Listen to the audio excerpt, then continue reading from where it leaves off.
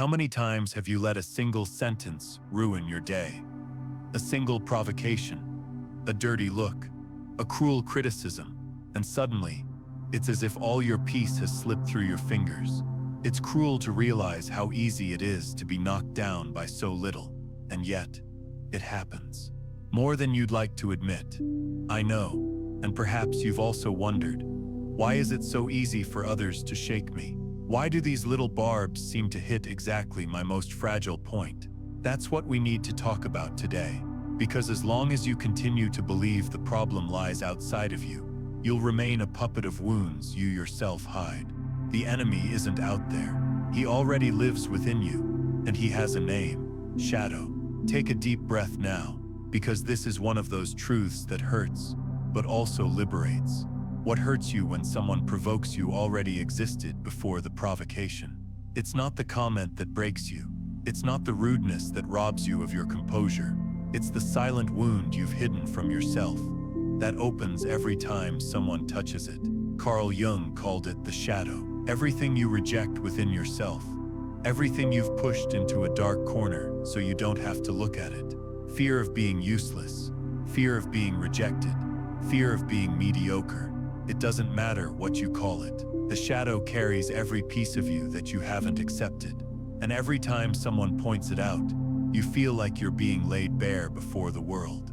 Until you make the unconscious conscious, it will direct your life and you will call it fate.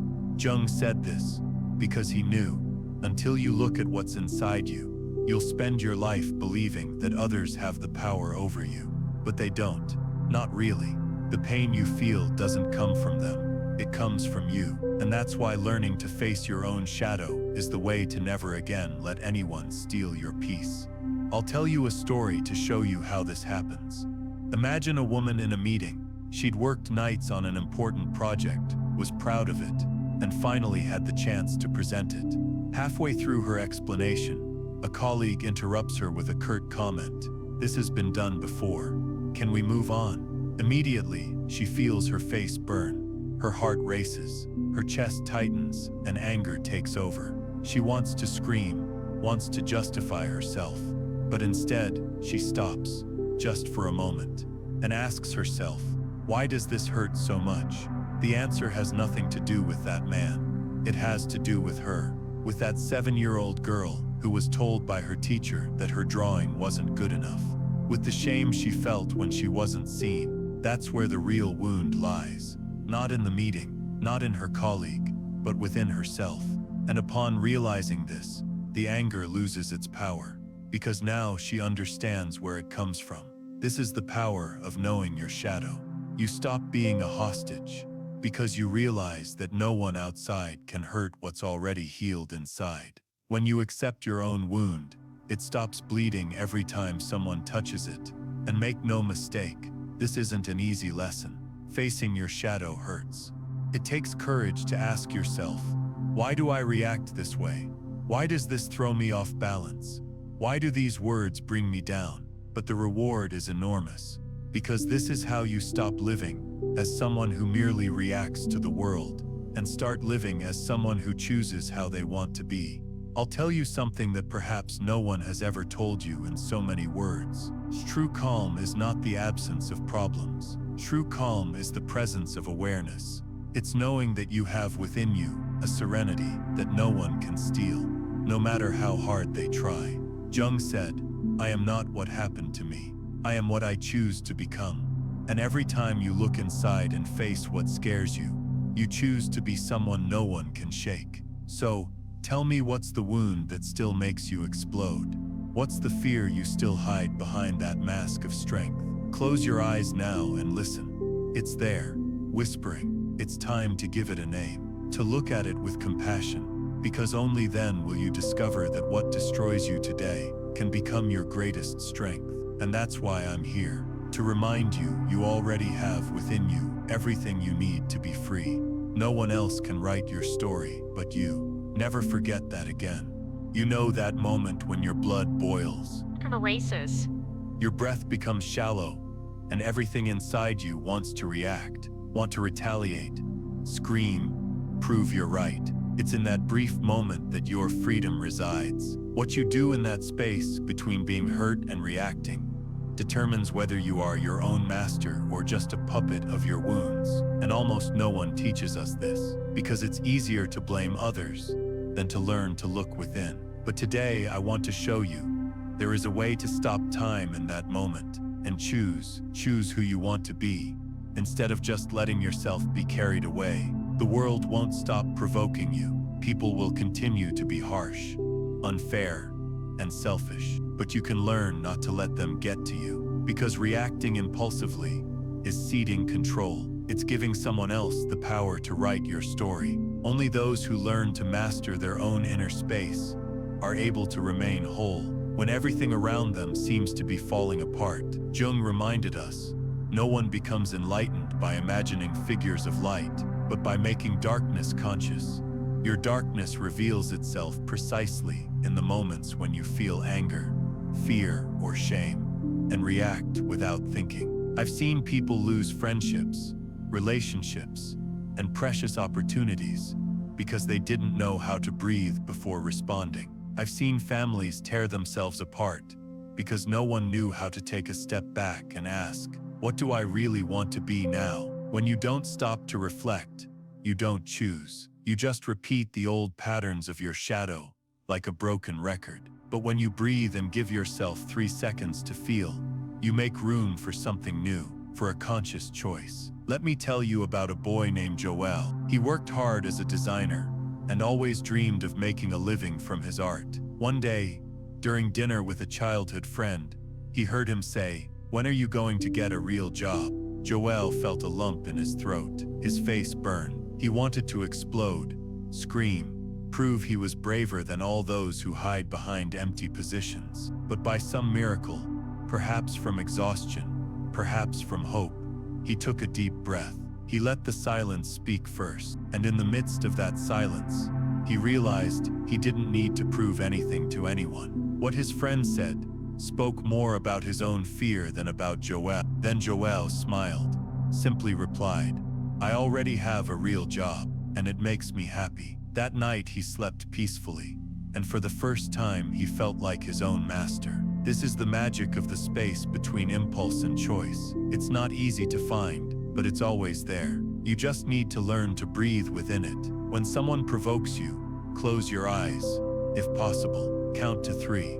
Ask yourself, why does this hurt me so much? Is it really about this person, or is it about me? You don't have to be perfect. You don't have to get it right every time. But the more you practice, the more natural it becomes. It's as if you've created a refuge within yourself, a place where no one else can enter without your permission. The most beautiful thing about all this is that it's not about becoming cold or indifferent. Quite the opposite. It's about becoming so whole, so self-aware, that the waves outside can no longer drown you.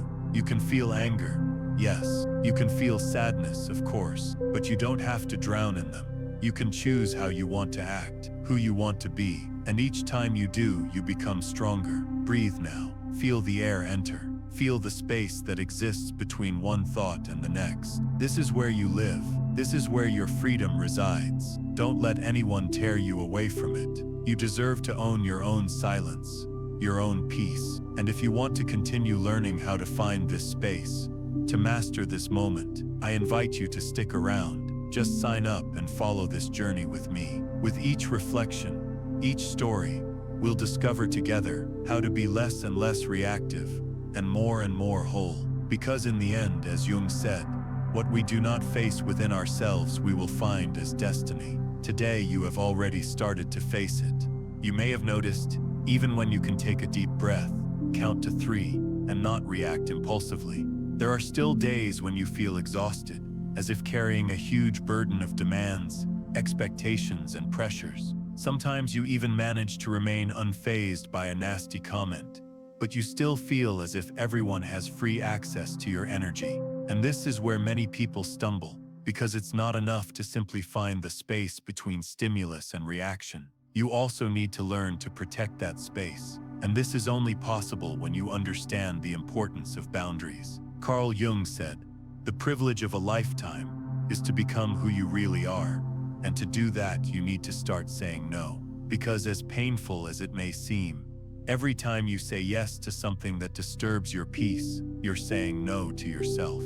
And how difficult it is to realize this. From childhood, we're taught to please, to not bother, to be good. But no one teaches us that being too good to others almost always means being cruel to ourselves. I met a woman named Marina who told me how boundaries changed her life. She was the person everyone called when they needed help.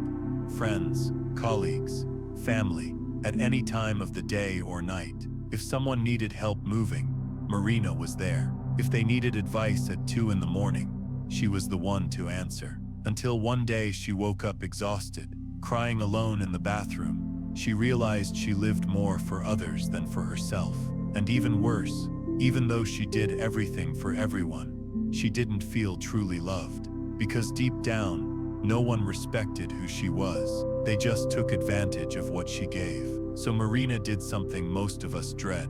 She started setting boundaries. The first time she refused a request, she felt fear, guilt, her heart raced, but she also felt something else, a profound relief, as if saying to herself, for the first time I deserve to take care of myself too. With each boundary, Marina felt as if she were building a wall of serenity around herself. Not a wall to keep out love, but to keep out disrespect. For the first time, she understood that protecting one's peace isn't selfish, it's survival. When you don't set boundaries, you live at the mercy of other people's moods. Your emotions are shaped by their demands. It's like being a house without doors, open to every cold wind, every passing storm. But when you learn to say, "Not here, this is my space," you become the guardian of your own soul. Of course, this doesn't happen without pain.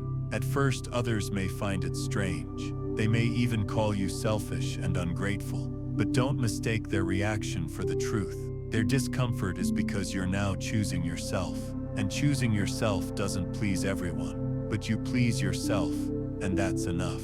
Now imagine your life as a garden. If you don't put up a fence, anyone can come in, trample the flowers, pull out roots, leave trash. A healthy boundary is like a well-built fence.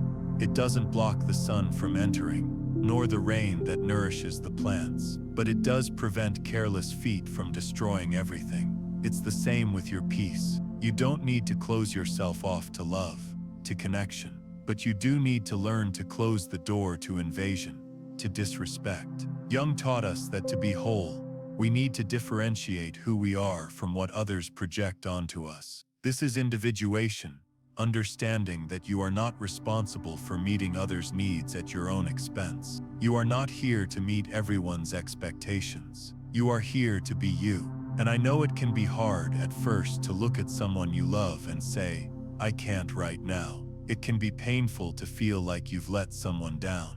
But remember, disappointing someone is sometimes inevitable.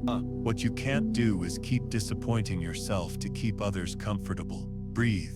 Ask yourself, where am I saying yes when I should be saying no? Where am I abandoning myself so others will accept me? What boundaries do I need to set to protect who I truly am? And then slowly begin, one word at a time, one gesture at a time, until the world understands that you have a space that is non-negotiable. What you'll discover is that by setting boundaries, you don't lose anything. Quite the opposite. You gain respect, you gain peace, you gain yourself back, and life begins to blossom in a new way. Because only when you make it clear where other people's worlds end and yours begins, can you finally breathe fully within your own skin. Even when you learn to set boundaries and protect your space, there's one test that always comes back: criticism. Nothing seems to hurt more than hearing someone point a finger at you, questioning your choices, calling out flaws you've tried to forget. Sometimes it's a colleague telling you you didn't do enough. Sometimes it's a family member insinuating you're on the wrong path. Sometimes it's a stranger online spewing sharp words without thinking, and you feel that heat rise in your face, a tightness in your stomach, a desire to defend yourself or simply shrink away. But today, I want to tell you, criticism can be a gift in disguise, a mirror that reveals parts of you that need to be seen. Carl Jung said, Everything that irritates us about others can lead us to an understanding of ourselves. Because what hurts us isn't just about the speaker, but about what those words awaken within us. The wound isn't created by criticism. It already existed. And every harsh comment is just someone pointing the finger at where it hurts. I knew a young man named Andre. He worked as a teacher and always prided himself on preparing creative, unique lessons. One day, during a meeting, the coordinator said, "Your students don't seem to be learning enough from your method. Maybe you should rethink your strategies." Andre was devastated. He felt angry, ashamed, and considered quitting that very week. But at home, after crying a bit, he decided to ask himself, why does this hurt so much? The answer came quickly, because deep down he'd always been afraid of not being good enough. This fear wasn't born in that meeting. He'd carried it since he was a child, when he'd heard his father repeat that he'd never amount to anything. The coordinator's criticism only reopened the old wound, and it was then that Andre realized he didn't need to be perfect. He needed to forgive himself for being human. He reevaluated his lessons. Yes, but no longer out of fear of being no good, but out of a desire to grow. And little by little, the pain gave way to a strange kind of gratitude, because without that comment, he might never have looked within so honestly. This is how criticism works when you see it as a mirror. Not all criticism is fair, of course. Sometimes people project their own insecurities onto you, trying to soothe themselves at your expense. Other times, however, there's a small truth hidden within the harsh words. And if you're brave enough to find it, that truth can set you free. When someone criticizes you, breathe. Ask yourself, what's real about this? Not to punish yourself, but to get to know yourself. Also ask, why does this hurt so much? Is it just now? Or is it an echo of what I've been carrying for years? And then you begin to distinguish what's theirs and what's yours. You stop tearing yourself apart every time someone doesn't like you. It's as if each criticism is a clouded mirror. You can refuse to look, or you can blow slowly on it until you see the reflection clearly. And it's only then that you realize there's nothing there that wasn't already there. Jung reminded us that individuation, this process of becoming who you truly are, only happens when you integrate the shadow, when you embrace the parts of yourself you previously denied. And criticism has the power to illuminate these parts. When someone points something out to you, it doesn't mean you're less. It just means there are still paths within you waiting to be explored. Sometimes you'll hear something unfair. That's okay. Let it go. Sometimes you'll hear something that hurts because it's true. Then yes, embrace it, use it, grow. You don't need to bow to every voice that judges you, but you also don't need to build walls so high that nothing else reaches you. The secret is balance, letting in only what helps you become more whole. And if you've realized today how criticism can carry a hidden mirror, then you're already ahead of many, because most people prefer to be offended or run away, without realizing that this discomfort can be the key to their own evolution. Breathe, and the next time someone criticizes you, remember it doesn't define who you are, but it can remind you of who you can still become. And if these words touched you in any way, if you felt there's something inside you that also wants to be seen and cared for, don't forget to enjoy this reflection. Because every small action that confirms what you're feeling right now is also part of the path to awareness. There comes a point in your journey when you start to wonder, how long can I hold on to this? This resentment that throbs when I think of the person who hurt me. This anger that grows every time I remember what they did to me. This hurt that ties me to the past, like invisible chains. You can even try to ignore it, move on as if nothing happened. But each step is heavy. Each breath is short, because no matter how hard you try to hide it, you still carry it all with you, and carrying too much has a price. You no longer fit inside yourself. Jung said, "I am not what happened to me. I am what I choose to become." But how can you become someone new if you refuse to let go of the old? The truth is, you can't move into the future if you're still chained to the past. And for many, this is the hardest lesson, letting go. Not because the pain is gone, not because what they did was right, but because holding on only prolongs the suffering. I remember a story I was once told. A monk was walking alongside a young apprentice along a stone path. In the middle of the road, they came across a woman lying crying, unable to get up on her own. The monk quickly helped her, lifting her onto his shoulders and carrying her across the river. When they reached the other side, he set her down and continued on his way without looking back. The young man, however, was uneasy. After hours of walking in silence, he finally burst out, "Why did you carry her? It wasn't right. She should have crossed alone." The monk simply smiled and replied, "I carried her for 5 minutes, but you've carried her until now." That's what many of us do. We carry people and situations for years that should have been left behind. What someone said a decade ago still resonates, as if it were happening today. A betrayal, an abandonment, an injustice, all kept in a dark room in our hearts, unaware that this weight prevents us from breathing. But have you ever stopped to ask yourself, why do I continue to carry someone who is no longer here? Why do I give so much space to someone who has already left my life? Letting go doesn't mean forgetting. It doesn't mean approving of what was done. It simply means stopping hurting yourself on behalf of the one who hurt you. It means looking at your own wound with compassion and saying, I don't need this anymore. Because while you hold a grudge, the one who hurt you continues to live their own life, while you remain trapped, and that's not fair, not even to you. I've seen people waste precious years because they couldn't let go. A man filled with bitterness because of his ex-wife.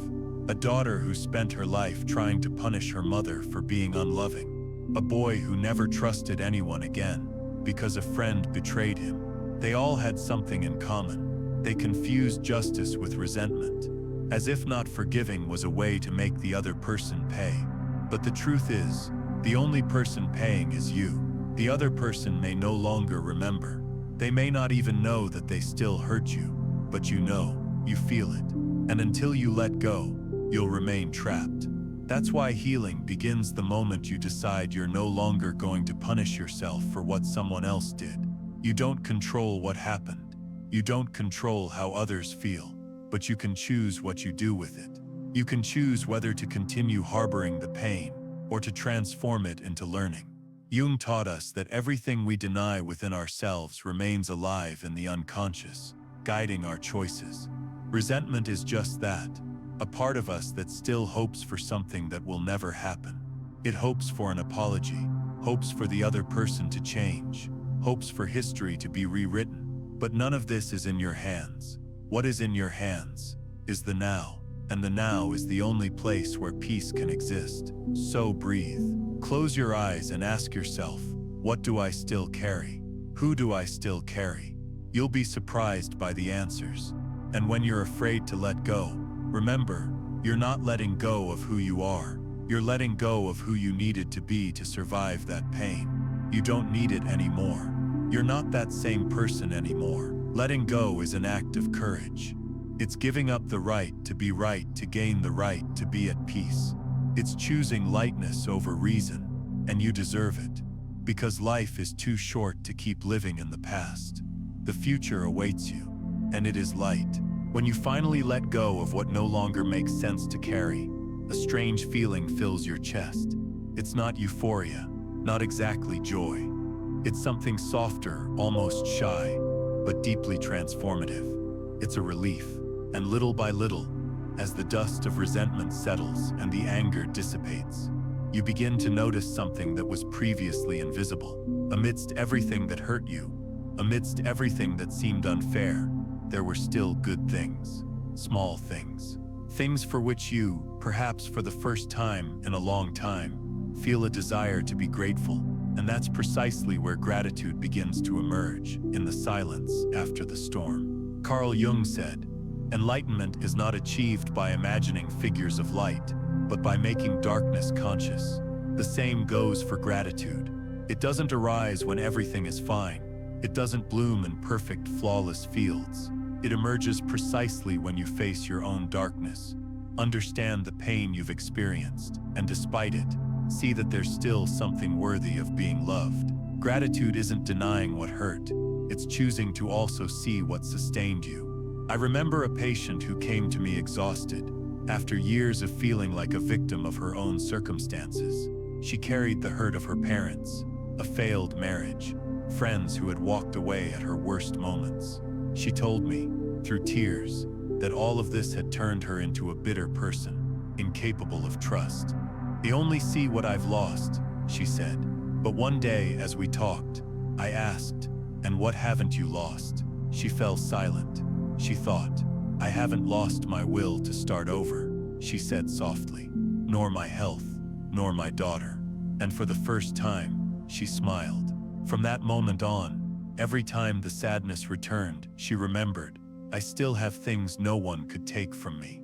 And that changed everything. Gratitude isn't a noisy emotion. It's not a state of constant ecstasy, as many people sell it. It's more like a light breeze on a hot day, barely perceptible, but capable of soothing even the most weary soul.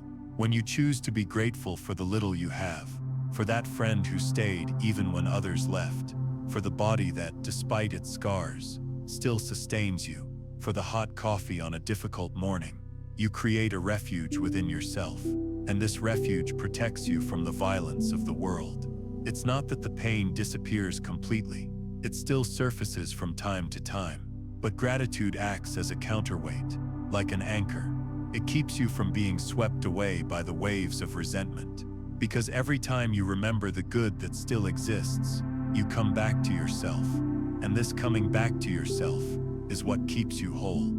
Jung also reminded us that integrating our shadows leads us to a state of greater wholeness. When you acknowledge your pain but don't define yourself by it, when you accept sadness but don't forget the beauty that still exists, that's when you begin to become whole. This is what gratitude is, not ignoring what's missing, but honoring what's already there. I've seen people discover the power of gratitude in the most unlikely places. A man who thanked his own depression for forcing him to slow down. A woman who thanked the betrayal she suffered because it was the push she needed to finally take care of herself. A young man who thanked his father for abandoning him because it taught him to be a better father to his own children. Gratitude doesn't change the past, but it changes how you carry it. And perhaps that's what moves me most when I talk about gratitude. It's not just a feeling, it's an act of courage. It's choosing to look at life, however imperfect, and say, "I still find beauty here. I still find love here. I still find meaning here." And only those who have been plunged into their own darkness understand the magnitude of this gesture. So breathe, look around. What do you still have? What's left? It may be little, it may be almost nothing. But if you find just one reason to be grateful, you begin to transform the heaviness into lightness. And little by little, you'll realize gratitude isn't a reward for those who have everything. It's a refuge for those who, despite everything, still allow themselves to feel. Because in the end, it's not about what was taken from you. It's about what no one could take. And that's yours alone. After feeling the lightness of gratitude, something curious begins to happen. You realize that despite having faced pain, limitations, and losses, there's an invisible thread within you that calls you deeper, a gentle restlessness, almost like a whisper telling you there's still more to discover. And it's at this moment that many people are mistaken, believing the journey ends when they're able to give thanks or let go of the past. But it doesn't. In fact, that's where it truly begins. Because this call isn't outward. It's not to correct anyone. It's inward. It's to find yourself.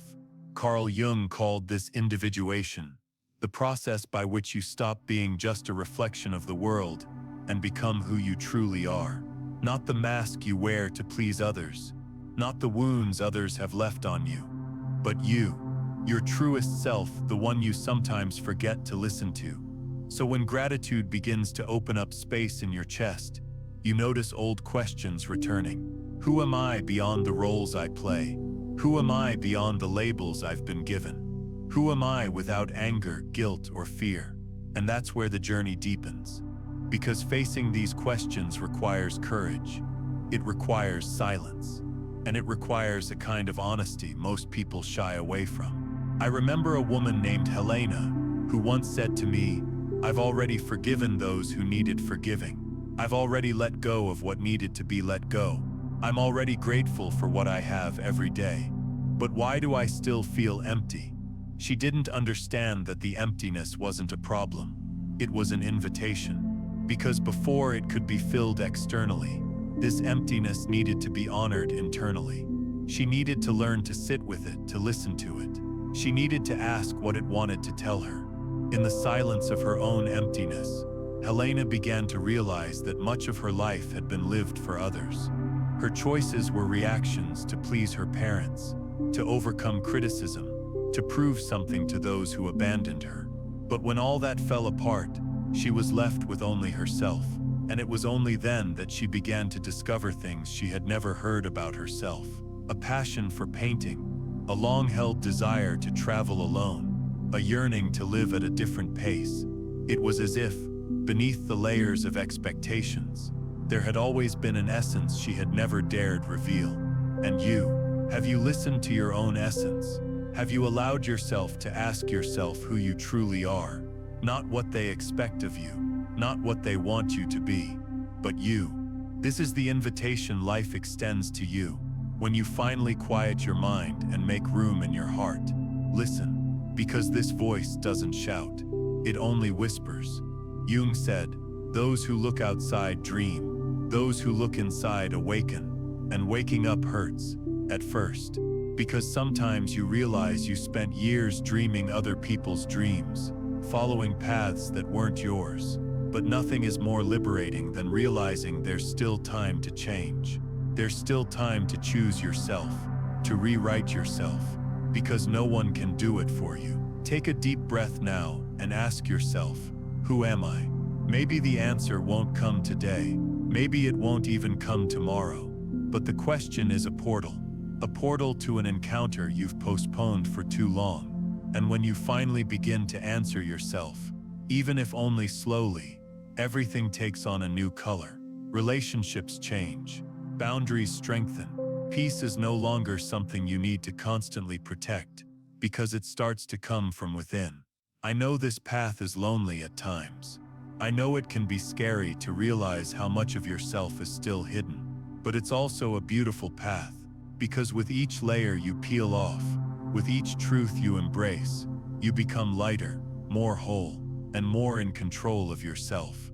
And if these words touched you, if at any point on this journey you felt this inner calling, tell us what question has been resonating most strongly in your heart lately. Because sometimes sharing your own doubt is the first step to finding your own answer.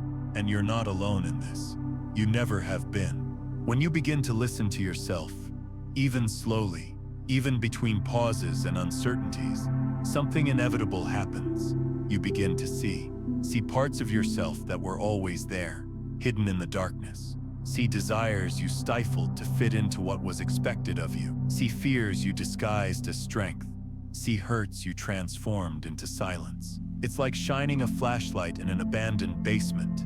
Little by little, the contours of what you feared emerge before you. And it's in this encounter that many people want to retreat, because the shadow is frightening. And yet, it's the shadow that can guide you back to yourself. Carl Jung said, "He who looks outside dreams, he who looks inside awakens, but he who dares descend into the depths of his own shadow finds a treasure." Because the shadow isn't just a repository of everything you reject in yourself. It's also a reservoir of everything you could be, but haven't yet had the courage to embrace. That's why it bothers you, because it holds both your pain and your power. I remember a man named Marcelo, who spent years struggling with his own anger. He was a seemingly calm, kind man, always ready to help, but deep inside he felt a dull hatred for everyone who seemed to disrespect him. A rage so intense that it sometimes made him tremble alone, in his car, out of sight. He was ashamed of this anger, trying to hide it even from himself. "I'm not like that," he repeated, but he was.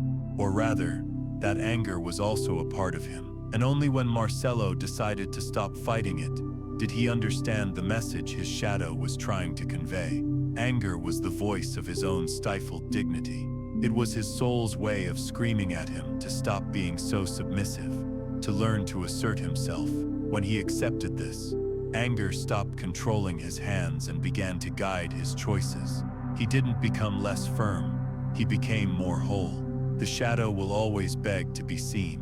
It appears in the details, in the envy you feel when someone achieves what you never dared attempt, in the wounded pride when someone criticizes something you believe in the fear you mask with fake smiles. It appears in the strangest dreams, in the impulses you don't understand, in the stories you tell yourself to justify why you won't change. The shadow is uncomfortable because it is honest. It doesn't want you to continue living half-heartedly. It wants you to come home. And returning home is accepting that you are not only light, that you are also made of dark corners, of memories you'd rather forget, of secrets you didn't dare confess, not even to yourself, and that this doesn't make you less worthy of love. On the contrary, it makes you human. Jung taught that individuation, becoming who you are, is only possible when you integrate the shadow. It's not a matter of eliminating it, but of reconciling with it, of recognizing that even your pain has something to teach you, that even your anger, your sadness, your loneliness can be transformed into strength. I've heard stories of people who found their true calling by facing what they most denied. A man who, after years of criticizing public speakers, discovered that his fear was actually a repressed desire to be heard. A woman who, after a lifetime of criticizing those who lived intensely, realized she envied precisely the courage of those who allowed themselves to feel. The shadow is not your enemy, it's a mirror, and every mirror has something to show. Of course, looking at the shadow hurts. It hurts to realize that you too are capable of things you condemn in others. It hurts to admit that sometimes you too are unfair, too selfish, too hurtful. But this pain is fertile, because only after it comes acceptance, and only from it can you choose. What do I do with this thing I am? Breathe. And when your shadow comes, don't run, don't deny it, don't pretend you don't see it. Sit with it. Ask, what do you want to tell me? And listen, because no matter how harsh the answer, it will always be a doorway to something greater, to something that is already there, inside you, waiting to blossom. Once you begin to see the shadow and let it speak, something inside you changes almost imperceptibly. It's as if, for the first time, you feel whole. There's a different silence as the internal struggle ceases, not because the pain has disappeared, nor because you no longer have flaws or fears, but because you now recognize them as part of who you are. And in this acceptance, you begin to perceive what Jung called wholeness, that state in which light and darkness coexist. And you no longer need to hide from yourself. Wholeness is not perfection. On the contrary, it is the ability to carry your contradictions with dignity, to look at yourself and realize there is room for everything. The frightened child, the controlling adult, the generous part that cares for others, the selfish part that only thinks of itself. All of this is you. And when you stop trying to amputate pieces of who you are to fit into other people's expectations, you finally find peace. I remember a story about a sculptor named Raphael, who spent entire days hammering blocks of marble. He was once asked how he managed to transform rough stone into such delicate works. He replied, "I only remove what doesn't belong. The sculpture is already there." It's the same with you. The person you were born to be is already there. What you need to do is remove the excess, the masks, the guilt, the personas you've assumed to survive. Only then will your true form be revealed. But this revelation doesn't happen all at once. It's made up of small, daily discoveries, an authentic gesture in the midst of an ordinary day, a choice that honors your truth, even when no one understands. A comfortable silence, when you realize you no longer need to explain yourself to be accepted. And each time you do this, life falls into a calmer, truer rhythm. For many, this sense of wholeness emerges almost mysteriously. It's waking up in the morning and noticing that fear no longer weighs so heavily. It's looking in the mirror and instead of seeing only what's missing, also seeing what exists. It's being alone, and instead of loneliness, feeling companionship within your own heart. Because when you finally accept yourself, your relationship with yourself stops being a battle and becomes a dialogue. Jung called this individuation. It's not a fixed destination, but a path, and each person travels it at their own pace. Sometimes quickly, sometimes slowly, sometimes with advances and setbacks, but always in motion, because being who you are isn't something you achieve all at once. It's something you choose every day. When you understand this, something also changes in the way you look at others, because the anger you once felt toward those who hurt you transforms into compassion. You realize that everyone carries their own shadows, that everyone deep down is just trying to cope with their own pain. And this compassionate perspective doesn't make you passive, nor does it make you permissive. It just makes you wiser. Someone who no longer needs to react to everything, because they no longer feel threatened by everything. It's in this state that you discover that true strength is quiet. It doesn't need to be proven. It doesn't need to be displayed. It just exists. A serenity that doesn't come from outside, but from within. Because now you know who you are, and those who know who they are no longer depend on the world's approval. I've seen this serenity in the eyes of those who have walked this path with courage. People who didn't need to become perfect to feel worthy. People who learned to laugh at their own vulnerability and to value even their scars. Because in the end, every closed wound becomes a reminder. You survived. You became more whole for not running away from yourself. So breathe. Notice the space that now exists within you. This stillness that once didn't fit because you still struggled to be only light or only shadow. Not anymore. Now you can be everything. And there's nothing more human, more beautiful, and more true than that. Getting this far is an act of courage that few dare to undertake. You've walked a path that isn't always illuminated, faced your own fears, embraced the shadows that insisted on remaining hidden, and yet still chosen to continue. This journey of self-discovery and transformation isn't for everyone. It's for those like you who understand that true power lies not in controlling the world, but in mastering one's own inner universe. Carl Jung said, "The privilege of a lifetime is to become who you really are," and that's exactly what you're doing right now. Becoming, step by step, the most authentic, freest, and most whole version of yourself. It's not a simple process, nor a quick one, but it's the only one truly worthwhile. Because when you allow yourself to be you, with all your nuances, your shadows and your light, you find a peace that no one can take away. A peace born of deep acceptance and unconditional self-love. Imagine for a moment the life you've always dreamed of. Not the one others told you was right for you, nor the one that seemed easiest or safest. Your life, full of conscious choices, firm boundaries, and recognized and embraced emotions. A life where you are the protagonist, writing your story with courage and authenticity. This life isn't as far away as it seems. It begins the moment you decide to no longer run from yourself.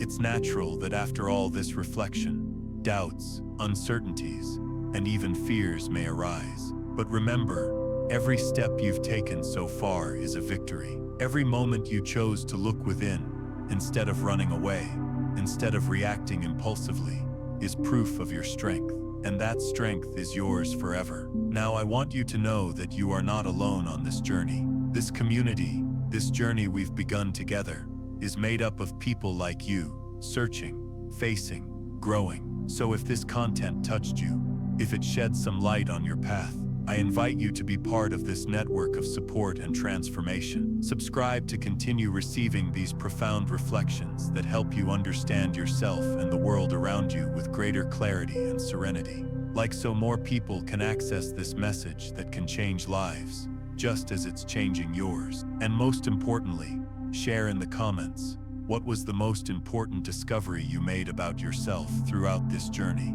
Which shadow have you begun to face with more courage? Which step has brought you greater peace? Your story matters. Your process is valuable. And together we can create a space where self-knowledge becomes a source of freedom for all. Because being free is not a destiny reserved for the few. It's a right that comes from within each of us, and you've already taken the first steps toward achieving it. You are living in a privileged moment, a moment in which your consciousness expands, in which you begin to truly be the master of your emotions, your choices, and your life.